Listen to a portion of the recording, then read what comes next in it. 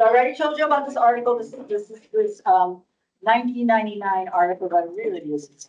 What they did is they sort of really went through, and I've shown you these before. These sort of what they call these analytic dilemmas. Like, so what do you do? How do you deal with intersecting social oppression or social structural issues when your sample doesn't include representatives from comparative categories?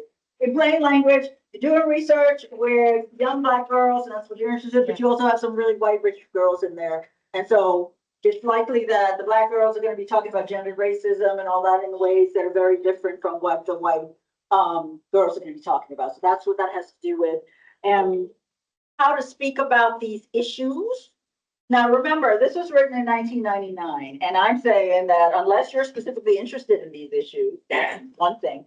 But how do you talk about, how I would talk about this is, how do you talk about interlocking like racism or gender racism, class exploitation, heterosexism, all of that, when people don't talk about it? And a lot of times they're like, oh, that had nothing to, no, that wasn't racist, that wasn't. What do you do?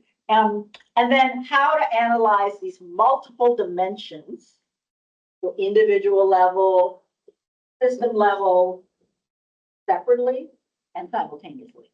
Now, Kudras and Utal,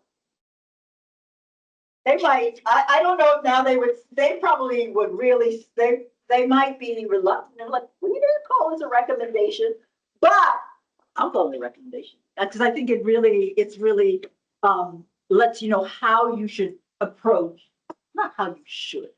One opportunity. My yoga teachers, they always like, we invite you to. So I invite you to consider this. It ain't the only way, but it's one way, right?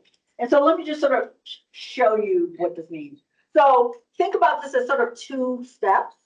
One, contextualizing the social construction of meaning. I'm taking you through that, don't worry. 1A, situational location, which is how does the person understand what they're talking about? And then the second is this is where you come in, understanding this sort of larger historical context, this larger historical social location that explains where this person is coming from, where they're from, their history, their trauma histories, all of that. And that's your work. And then the second thing is looking at the relationship between these things, the individual level narrative, separately, together, and simultaneously. I have examples for you. Don't. Okay. So let's see. I think I want to walk you through because I also. Okay. So let me give you. I'm going to put these up on the.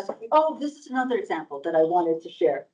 I mentioned this to a few people earlier. This is Marie Matsuda. She's a critical race scholar. I've used this quote everywhere, including methodology, because I think it also is an important and simple but important way of understanding how you can use intersectionality when you're analyzing data, right? And so that you're analyzing a narrative and asking, okay, this person is talking about racism. So I'll read the quote. The way I try to understand the interconnections of all forms of subordination is through a method. She actually called it a method I call ask the other question. When I see something that looks racist, I ask, where's the patriarchy in this? When I see something that looks sexist, I ask, where's the heterosexism in this? When I see something that looks homophobic, I ask, where are the class interests in this? And so I think this is an important, you can use this as a methodological lens so that when somebody's talking, so you imagine you're doing work on Black women and pregnancy-related care, which is the data source I have. And she's just talking about how mean the doctors were or something like that, and how they didn't listen to her and all that. And you can see, okay, where's the racism in this? Where is the sexism? So it's just one approach. It doesn't come from a researcher, but I still find it instructive for how you can use and look at the data.